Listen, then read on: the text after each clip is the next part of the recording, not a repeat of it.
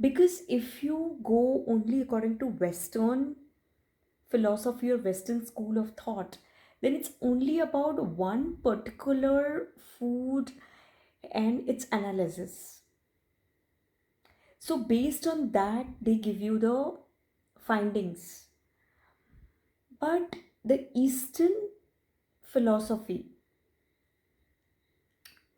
the Eastern school of thought is different. So, when we talk about holistic medicine, we talk about the totality, as I said in the earlier videos.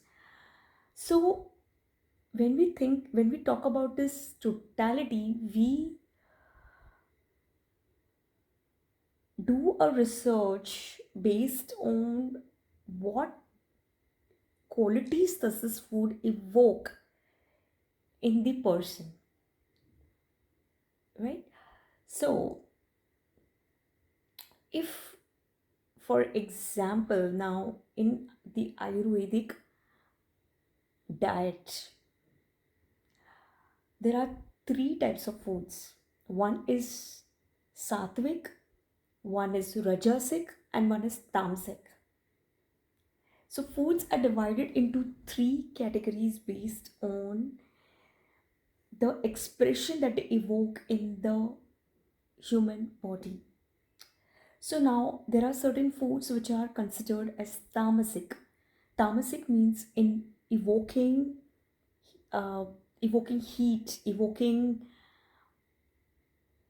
uh, evoking a lot of, uh,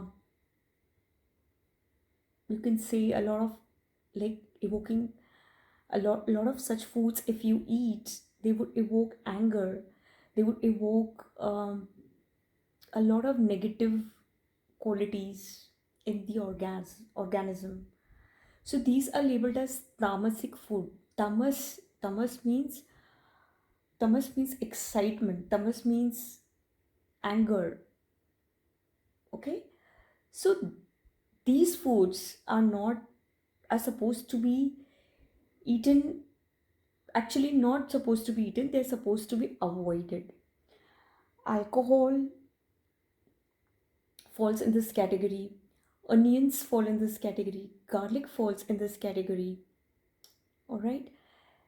Tea falls in this category. Coffee falls in this category. So now, according to Western research, tea and coffee, there might be several researches on, okay, tea is good, coffee is good.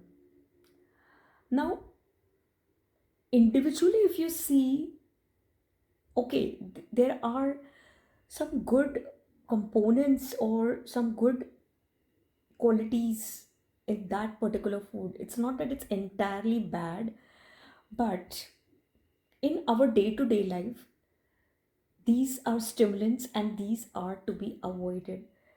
So if you even look at various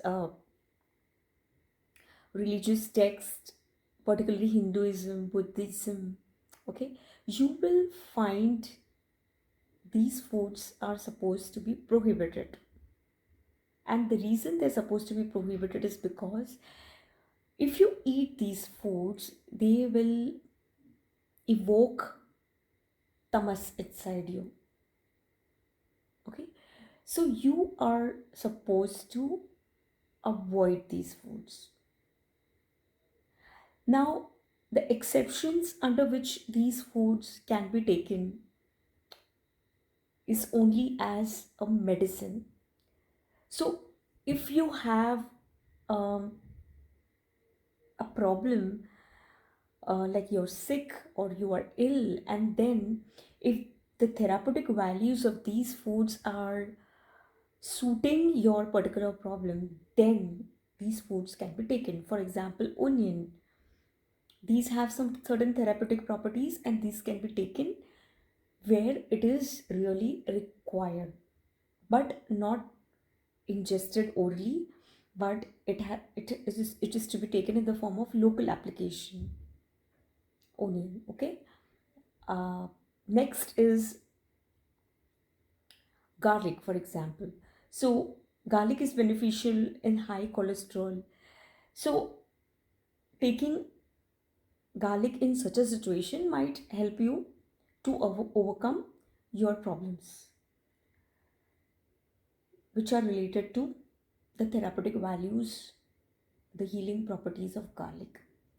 But in day-to-day life, these foods are to be avoided. Even coffee, for example, coffee can also be used for its medicinal value. There are medicines which can be made out of coffee, and they are given to people who might benefit from that.